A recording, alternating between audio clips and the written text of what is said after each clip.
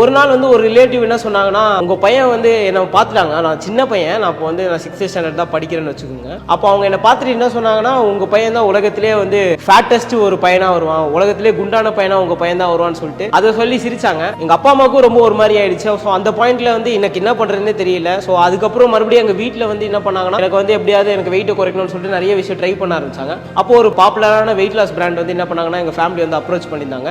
So ஒரு campaign மூலமா எங்க ஃபேமிலி வந்து அப்ரோச் பண்ணியிருந்தாங்க.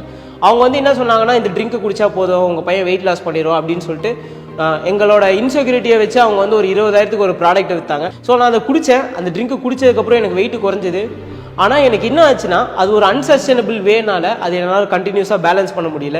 மாதம் 20,000 கொடுத்து வாங்க முடியல. அதனால் என்ன ஆச்சுன்னா, அதுக்கப்புறம் நான் பயங்கரமாக வெயிட் போட ஆரம்பித்தேன். ஸோ மென்டல் ப்ரெஷர்ன்ற போது எக்ஸ்டர்னலாக சொல்கிறதும் எனக்கு இன்டர்னலாக எனக்கு இருக்கிற மென்டல் ப்ரெஷரும் சேர்ந்து அஃபெக்ட் பண்ணிச்சு.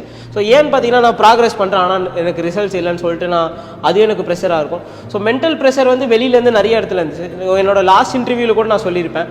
நான் காலேஜ் பஸ்ஸில் வந்து ஒருத்தவங்க கூட சீனியர் கூட ஒரு பிரச்சனையாச்சு. அந்த சீனியர் கூட பிரச்சனையாகும் போது அது என் வாழ்க்கையில் ஒரு பிக்கெஸ்ட் பிரேக் த்ரூ ஆயிடுச்சு. ஏன்னு பார்த்தீங்கன்னா, ஏன்னா அவங்க 3 பேர் சீட்டில் 2 பேராக உட்காந்துட்டு வந்தாங்க. அது எனக்கு பார்த்தோன்னே எனக்கு கேட்கணும்னு தோணுச்சு. ஸோ பாய்ஸுக்கு இடம் இல்லை, நீங்கள் வந்து 3 பேர் சீட்டில் 2 பேராக உட்காந்துட்டு வரீங்கன்னு சொல்லிட்டு நான் கேட்டேன். ஸோ அவங்களுக்கு அது பிடிக்காதனால என்ன பண்ணாங்கன்னா, சாயங்காலம் வந்து நான் உட்காந்துட்டு இருக்கும்போது வெளியில் ஒரு பஸ் டிரைவரை வச்சு என்னை கிண்டல் பண்ணாங்க.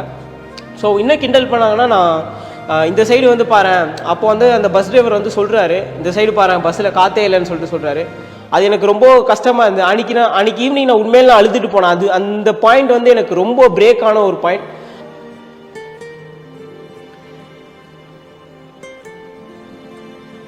ஸோ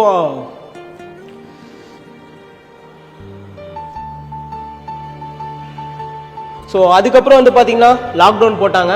அதுக்கப்புறம் நான் ஸ்டார்ட் பண்ணேன். ஸோ நான் ஸ்டார்ட் பண்ணும்போது எல்லா நாளுமே நான் அலாரம் அடிக்கிறது முன்னாடி ஏந்திரிக்க ஆரம்பித்தேன். ஸோ வெயிட் லாஸ் பண்ணுறப்போ எனக்கு பாடி பெயின் ரொம்பவே அதிகமாக இருக்கும். ஏன்னு பார்த்தீங்கன்னா, நான் புதுசாக ஒரு ஃபிசிக்கல் ஆக்டிவிட்டிக்குள்ளே வந்துட்டு, அது மட்டும் இல்லாமல் என்னோட ட்ரைனிங் வந்து பார்த்தீங்கன்னா ரொம்ப எக்ஸ்ட்ரீம் ஃபார்ம் ஆஃப் ட்ரைனிங். நான் என்னோட ட்ரைனிங்கை வந்து யாருக்குமே சஜஸ்ட் பண்ண மாட்டேன். என் ட்ரைனிங்கை பண்ணிங்கன்னா நீங்கள் கண்டிப்பாக ஃபட்டிக் ஆகிட்டு மொத்த ப்ராக்ரஸுமே விட்டுருவீங்க. ஏன்னா நான் ஒரு ஹார்ஷான ஒரு அப்ரோச் தான் வச்சுக்கிட்டேன் எனக்கு. ஸோ ஏன் நான் அப்படி வச்சுக்கிட்டேன்னா, நான் அந்த இருந்த பாயிண்ட் அந்த மாதிரி என்னோட மைண்ட் செட் இருந்துச்சு. நான் அதுக்கு ரெடியாக இருந்தேன். என்ன விதமான அவுட்கம் வந்தாலும் அதை ஃபேஸ் பண்ணுறதுக்கு நான் ரெடியாக இருந்தேன். ஸோ நான் அப்படி ஒரு அப்ரோச் வச்சுக்கிட்டேன். நான் ஒரு நாளைக்கு 5 hours ட்ரைனிங் பண்ண ஆரம்பித்தேன். 5 hours ட்ரைனிங்ன்றது ரொம்ப எக்ஸ்ட்ரீம். ஸோ வந்து பார்த்தீங்கன்னா 1.5 hours to 2 hours of cardio பண்ணுவேன். ஸோ எப்படின்னா வாக்கிங் பண்ணுவேன், இல்லை ஸ்லோ ஜாக்கிங் பண்ணுவேன். ஸோ இதுவே ஒரு 1.5 hours 2 hours கிட்ட வந்துடும். அப்புறம் 1 hour ஆஃப் பேட்மிண்டன் விளையாடுவேன். அப்புறம் 1 hour ஆஃப் ஃபுட்பால் விளையாடுவேன். அப்புறம் 1 hour of home workout ஏதாவது பண்ணிட்டு இருப்பேன். ஸோ ஒரு நாளைக்கு மினிமமாக 5 hours ஆக்டிவாக இருப்பேன்.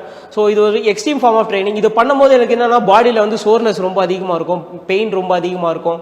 நைட்டு தூங்கும்போது பெட்ஷீட்குள்ளே அழுதுட்டு தான் தூங்கியிருக்கேன் நிறைய நாள்.